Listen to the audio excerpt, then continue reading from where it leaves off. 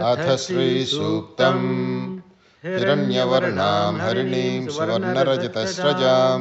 चन्द्रां हिरण्मयीं लक्ष्मीं जातवेदो ममावह तां आवह जातवेदो लक्ष्मीमनपगामिनीं यस्यां हिरण्यं विन्देयं गामस्वं पुरुषानहम् अश्वपूर्वां रथमध्यां हस्तिनादप्रबोधिनीं श्रियं देवीमुपह्वये श्रीर्मा देवी जुषताम् कांसोऽस्मितां हिरण्यप्राकारमार्द्रां ज्वलन्तीं तृप्तां तर्पयन्तीं पद्मे स्थितां पद्मवर्णां तामिहोपह्वये श्रियम् चन्द्रां प्रभासां यशसा ज्वलन्तीं श्रियं लोके देवजुष्टामुदारां तां पद्मिनीमीं शरणमहं प्रपद्येर्लक्ष्मीर्मे नश्यतां त्वां ऋणे आदित्यवर्णे तपसोऽधिजातो वनस्पतिस्तव वृक्षोदबिल्वः तस्य फलानि तपसानुदन्तु मायान्तरायाश्च बाह्यालक्ष्मीः उपैतु मां देवसखः कीर्तिश्च मणिना सह प्रादुर्भूतोऽस्मि राष्ट्रेऽस्मिन् कीर्तिमृद्धिं ददातु मे क्षुप्तिपासामलां ज्येष्ठामलक्ष्मीं नाशयाम्यहम्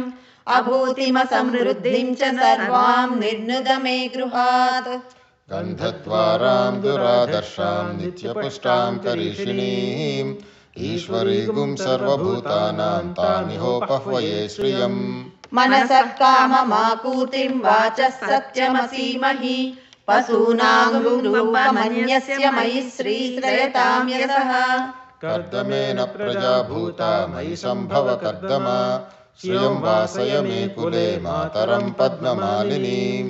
आपसृजन्तु स्निग्धानि चिक्लीतवस मे गृहे निज देवीं मातरं श्रियं वासय मे कुले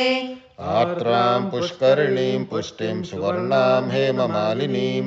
सूर्यां हिरण्मयीं लक्ष्मीं जातवेदो ममावह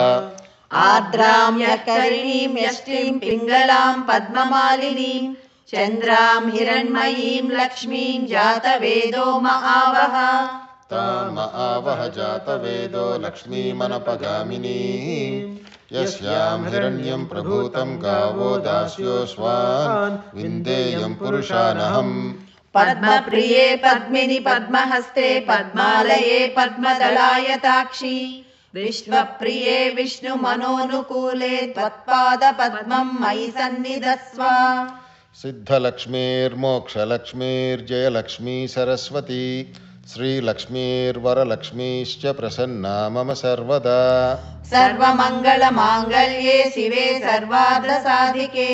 शरण्ये त्र्यम्बके देवी नारायणि नमोऽस्तुते महादेव्यै च विद्महे विष्णुपत्न्यै च धीमहि तन्नो लक्ष्मी प्रचोदयात् ॐ शान्ति शान्ति शान्तिः।